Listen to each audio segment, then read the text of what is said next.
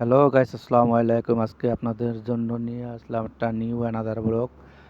তো আজকের ব্লগটা সবাই উপভোগ করুন আর আমাদের সাথেই থাকুন। আজকে আমরা আসলাম ওমান কেল্লা। এটা ওমানের ঐতিহ্যবাহী একটা কেল্লা, অনেক পুরনো দিনের। এই কেল্লাটা মূলত মানুষে তৈরি করে নাই, জিনদের দ্বারা তৈরি হয়েছে। অনেক সুন্দর কেল্লা, দেখার মতো। এখানে আসলাম ঘুরতে আমরা 3-4 জনে।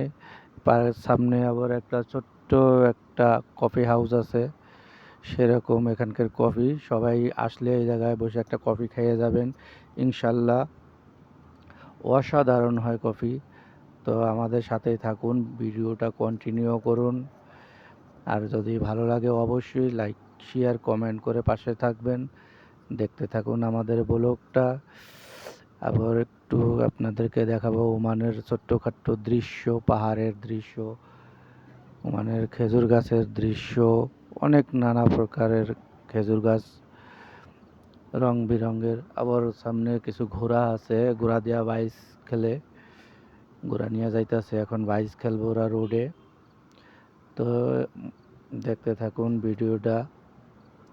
এই হলো মূলত, দেখেন ওমানের দৃশ্য, খেজুর গাছ, পাহাড়, কত সুন্দর দৃশ্য। খেজুর গাছে মজুদ, মানে বড়া খেজুর, অনেক খেজুর আছে গাছে। দেখেন ওমানের দৃশ্য, মাশাআল্লাহ। আল্লাহর সৃষ্টির কোনো তুলনা হয় না। দেখেন কত সুন্দর সৃষ্টি। তো আপনাদেরকে একটু জুম করে দেখাই, তাহলে পুরো স্পষ্ট বুঝতে পারবেন। তো ভিডিওটা সবাই কন্টিনিউ করুন।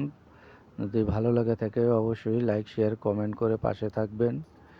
আর আপনাদের মতামত অবশ্যই জানাবেন ভিডিওটা কেমন হলো। তো সবাই ভালো থাকবেন, সুস্থ থাকবেন।